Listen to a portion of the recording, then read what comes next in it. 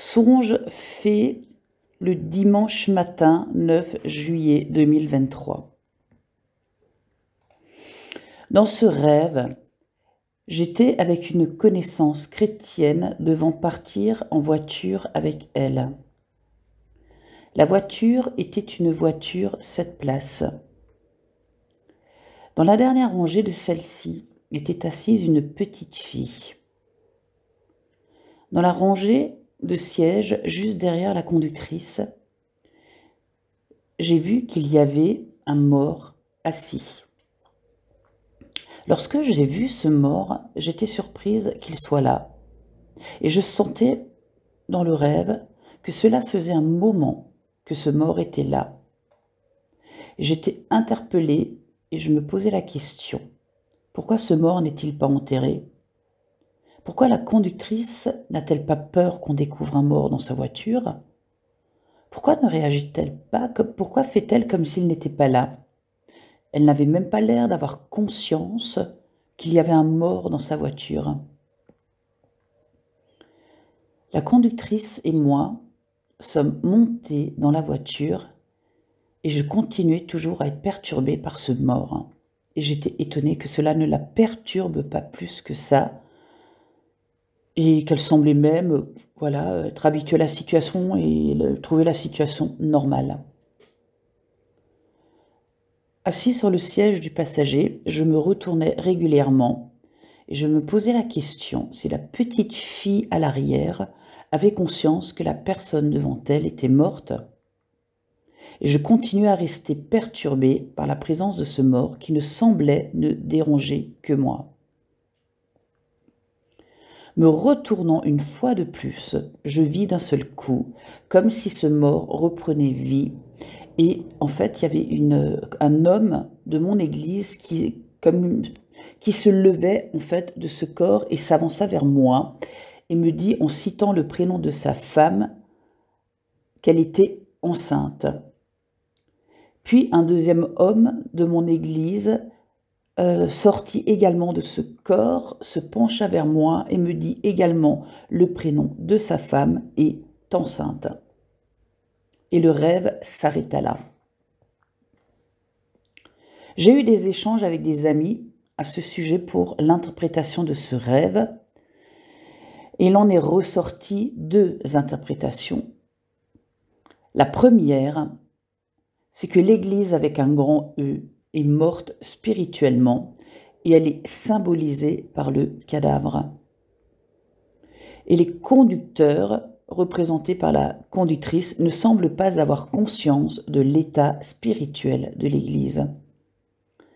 Et l'annonce des naissances symboliserait un signe d'espérance, d'un enfantement vers la vie, venant d'un mouvement de l'esprit que Dieu allait déverser sur son Église.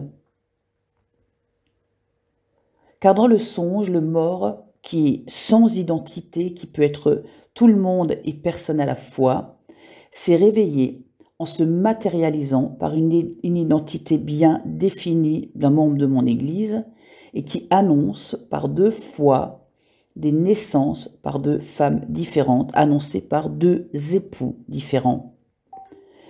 Est-ce que Dieu nous appelle à l'intercession, tout comme dans le passage d'Ézéchiel 37, afin que l'Esprit de Dieu souffle sur ce qui est mort? Deuxièmement, quand j'ai commencé à écrire le songe, d'un seul coup, il y a une autre conviction qui s'imposait à moi. J'étais déjà interpellée par le fait que le conducteur de la voiture soit une femme.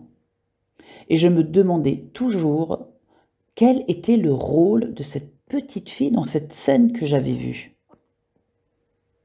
Et en observant la scène dans une logique chronologique, comme les événements me sont apparus, tout d'abord j'ai vu la petite fille à l'arrière, qui vit simplement, sans se poser de questions, pleine de vie, dans l'insouciance de la jeunesse, confiante, et n'ayant pas conscience de la mort spirituelle qui la guette.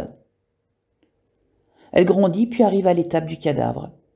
La mort spirituelle qui, au final, aboutit à la conductrice qui est certes à sa place au volant en tant que conductrice, mais agissons avec une attitude résignée, sans réaction, effacée, ne prenant pas ses responsabilités, ne jouant pas le rôle qui est le sien, car elle n'en a même pas conscience, comme anesthésiée.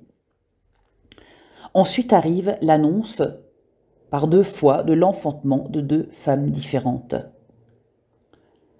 Ce qui m'interpelle, c'est le fait que le nom des femmes soit cité clairement. Dieu montre-t-il qu'il veut restaurer le ministère féminin et qu'il connaît par leur nom et parfaitement celles qu'il a appelées? Et le fait que ce soit les maris qui annoncent la grossesse, Dieu montre-t-il qu'il va changer le cœur des hommes face à la place des femmes dans l'Église? En tout cas, c'est ce que j'ai ressenti fortement lorsque j'ai commencé à écrire le songe.